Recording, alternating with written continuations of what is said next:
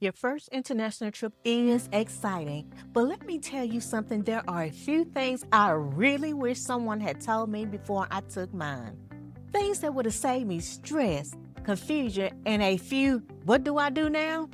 moments. So today I'm sharing exactly what I wish I knew before my first international trip so your first time leaving the country can be smooth, confident, and actually enjoyable.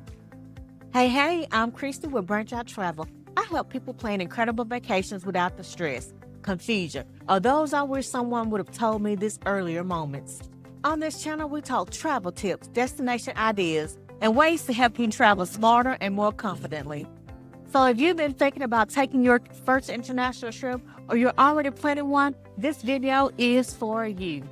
Let's start with something that surprises a lot of first-time travelers.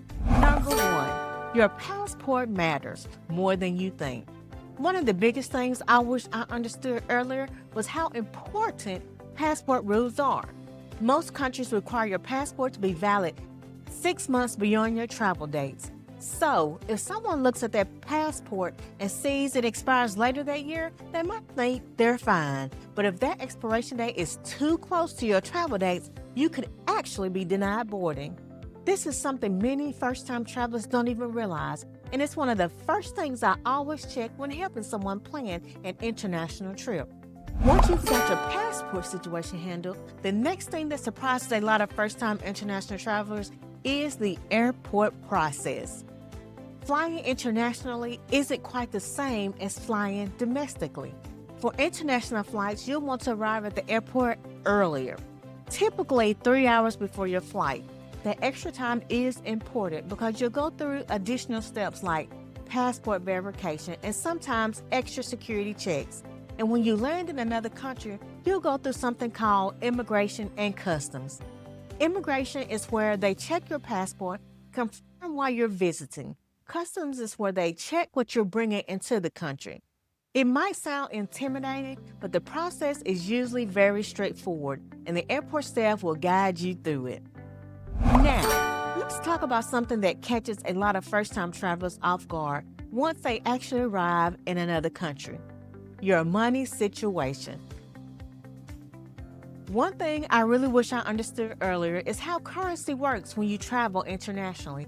Every country has its own currency, and while many places accept credit cards, it's still helpful to have some local cash for things like taxis, small shops, or local markets. Before your trip, it's a good idea to notify your bank that you'll be traveling, bring a credit card with no foreign transaction fees if possible, have a small amount of local currency available. Another tip, airports usually have currency exchange counters, but their rates are often higher what you might find elsewhere. Travel shouldn't feel frantic at any stage. Most stress doesn't happen in the air. It happens before you board. That's why we built systems for both packing and airport day. If airport days are usually your most stressful travel day, you'll probably appreciate the checklist we use. That's exactly why we created the airport day checklist. It's in the description and the bio.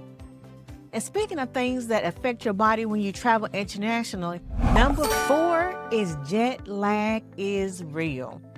When you travel across time zones, your body gets confused. That's jet lag. You might arrive somewhere and feel wide awake at midnight or exhausted 2 in the morning. One thing that helps is trying to adjust the destination time as quickly as possible. Drink plenty of water. Get sunlight during the day, and try to stay awake until the local bedtime.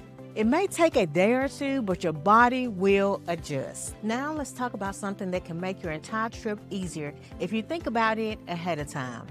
Plan your transportation before you land. A lot of first-time international travelers focus on flights and hotels, but forget about what happens after they land. How are you getting from the airport to your hotel? Some destinations have great public transportations. Others might require airport transfers, taxis, or ride services. Knowing your transportation plan ahead of time can make arriving in a new country feel much less overwhelming. If you're finding this helpful, make sure you like, subscribe, and drop a comment with a destination you've always wanted to visit. You never know, it might inspire the next video. And here's something else I wish someone had told me. Number 6, packing smarter, not bigger. When people travel internationally for the first time, they often pack way more than they need. But the truth is, lighter luggage usually makes travel easier. You'll move through the airports faster, transportation is easier, and you won't be dragging heavy bags through unfamiliar streets. Packing versatile clothing that mixes and matches can make a huge difference.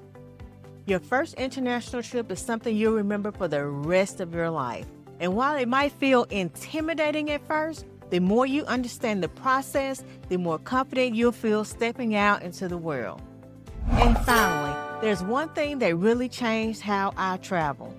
Don't be afraid to ask questions.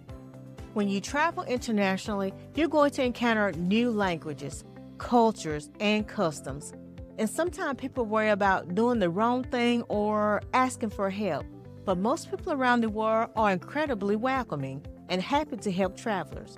So if you're unsure about something, ask. It's part of the adventure.